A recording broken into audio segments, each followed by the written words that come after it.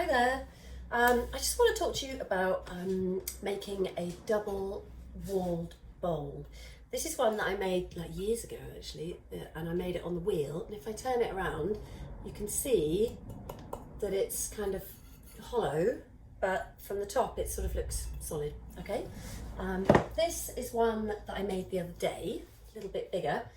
So it looks solid. It's got a nice little dish, but I put a base on because I kind of just wanted that nice solid chunky look. So I kind of cheated a little bit because I've started some of the process already, but I just thought I'm just going to show you quickly. Anyway, I don't know if I'll be able to do it in the time, so forgive me if I'm a little bit rushed. So I got a little plaster mold that I had, or you could just use, you could actually just use a thumb pot or anything like that. And the first thing you want to do is make yourself a little pot, which is going to be, the middle bit, yeah, this bit or this bit, okay. So that's the first thing, so you get that. Make sure your rim is quite flat, I sort of fettled mine on my fettling board to get that flat. So the next component part that you need will be this bit here, yeah. So that's just a flat piece of clay, like that, yeah. So you've got your bowl bit and you've got that bit, okay. So that's your first thing that you need to do, is join your bowl onto your flat bit. Where's my glasses? God, am I ever going to remember that I need glasses? I don't know why. I forget the whole time that I actually do need glasses. And I put them down. All my glasses are glued together, touch wood, except for these ones.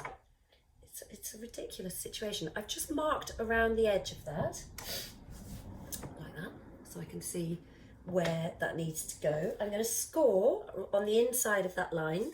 I'm actually just going to use a serrated rib. Can you see that? Just to make the scoring a little bit easier on there. So I've scored where it's going to go, and of course I need to score the rim on here, because both touching parts always need a bit of scoring, and then a little bit of slip, which is the liquid clay. And again, I just say, oh God, it needs a bit more water in there, it's got a bit thick. Just blob it on, because you don't want to smooth out all your scoring, by brushing and brushing and brushing. So I just blob. That'll do. Okay, so I'm going to get that. We're going to join that on to the slab. I'm just kind of eyeballing it, it doesn't need to be perfect. So when you've got that in the middle, give it a little bit of downward pressure. I always quite like to give it a little wiggle actually. And then I quite like it when the slip kind of goes, and squeezes out the sides. Okay, so that's your first bit, yeah? It doesn't really look like anything yet.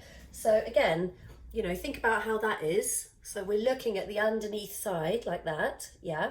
But obviously this one, I need to cut a hole in the top so that we can get inside the little hole. So what you can do is, I actually know that it's not going to be, that it's going to be sort of like inside of this shape. But you could probably actually make a template, of how big your actual circle is. I forgot to do that. I'm then gonna cut this out, okay? Don't be afraid to do that, you're gonna have to. So if you stick your knife in, basically hold it like that so that you can pull your knife towards you, yeah, and just slide it around. I know I'm just guessing, I'm just kind of hacking in at the moment. Let's just get that out. Okay, so I've made a hole, but obviously that's like really rough. So I'm going to need to go in again, but now I can really see where to kind of cut, because I can get right up close now to the edge and sort of just carefully cut that out as best I can. We will be doing a lot of tidying up okay, later. Okay, so that's better. So now I've got the hole, yeah, which is that bit. So the next thing is, obviously I need to get the walls on, yeah? So that's really easy.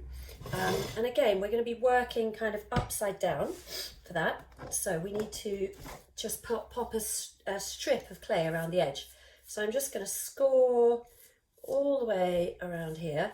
And you know what? You've probably noticed that my clay is not floppy. So what I've done is I've dried out my component parts so that I can handle them without them just being really floppy. Very important. What I also need to do, actually, which I haven't done, I'm just going to get my tape measure, hold on, because I need to measure, in order to get my, my walls the correct length, yeah, I'm just going to take my tape measure all the way around the edge. That's bang on 21 inches. That's handy, isn't it? So I've got my strip of clay that I rolled out earlier on. I hope it's actually high enough. So I'm just going to cut one end to a right angle so that I can measure off of that.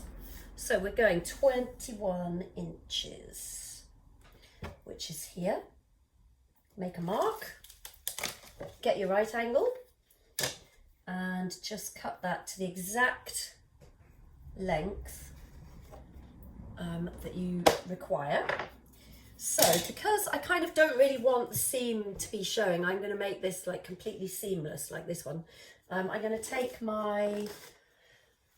this tool, I can't remember what you call them, like my bevel tool, I'm going to call it that'll do.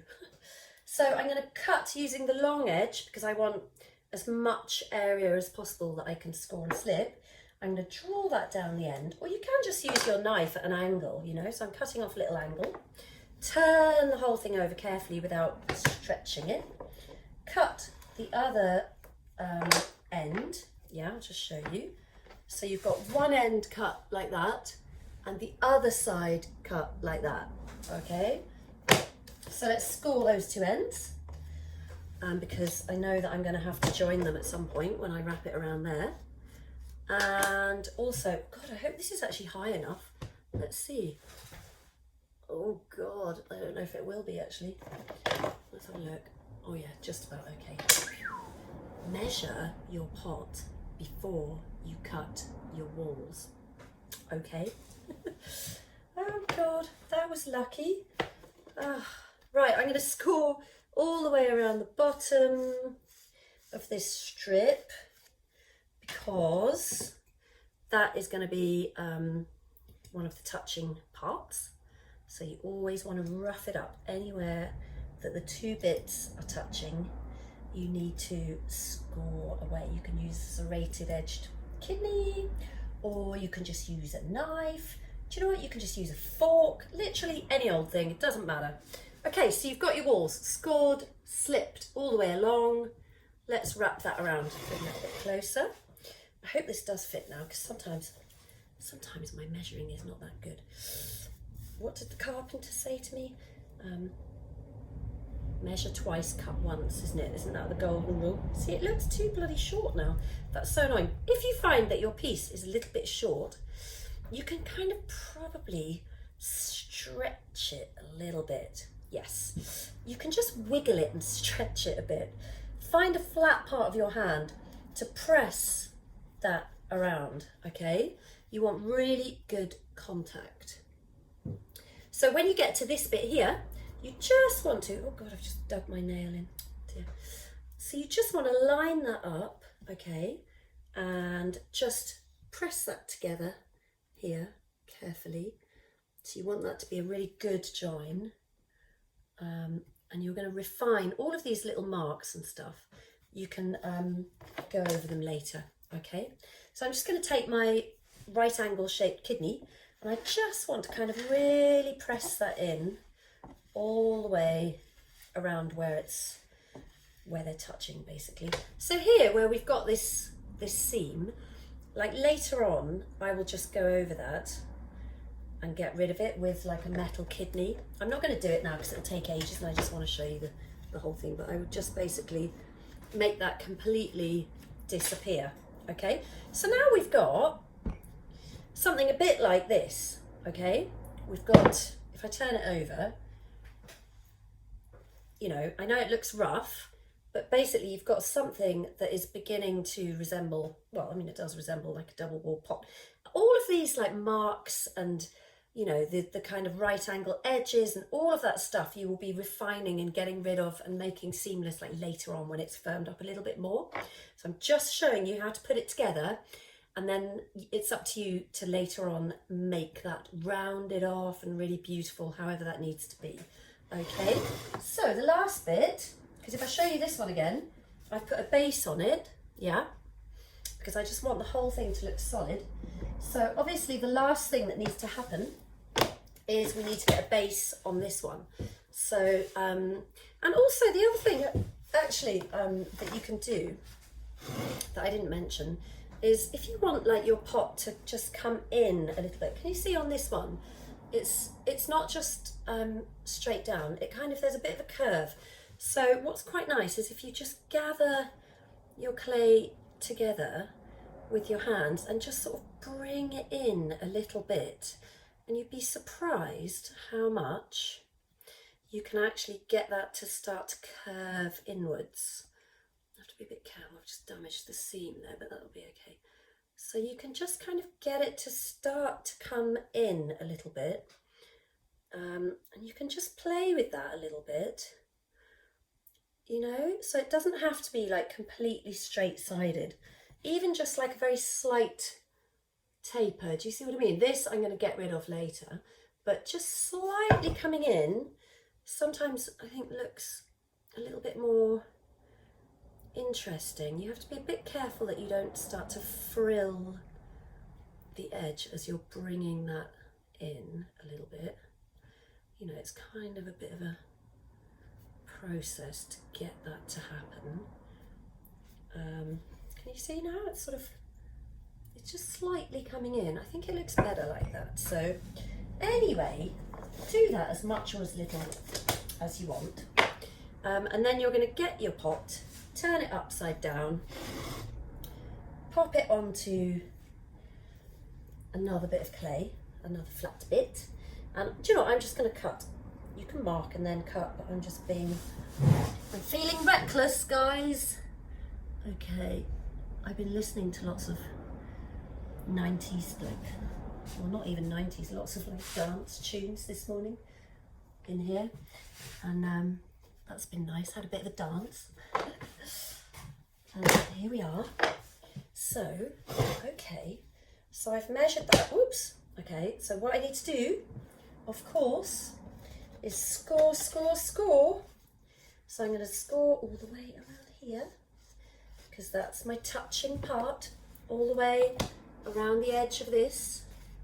How are we doing for time? 13. Oh, I've got 2 minutes. 2 minutes to show you the last bit. So, blob, blob, blob with the slip. Okay. You know what's going to happen anyway. You can predict the result, I'm sure. So, let's pop that back on there. And we're going to put this back on top of that. Just kind of make sure you've got it all lined up before you give it the downward pressure. Okay, so now you can kind of give it a bit of a wiggle into place, and sometimes I just tamp it down a little bit like that. Okay, tamp, tamp, tamp. And basically that's it. So you've got your base, you've got like a double skinned pot. So all that remains to be done is to let it dry out, okay, till it's really firm and leather hard, and then just refine the hell out of it. Get your serre form, start getting it all nice and rounded if that's how you want it, and getting rid of all of those seams so that you can't see any of them, and it's beautiful, and you can pat it with your butter pat if you want to and get it into a better shape. But that's it, it's just component parts stuck together. Give it a go, show me, I'd love to see. Nobody ever does show me. Well, sometimes they do, but you know, I would love that. Anyway, I've got to go, bye.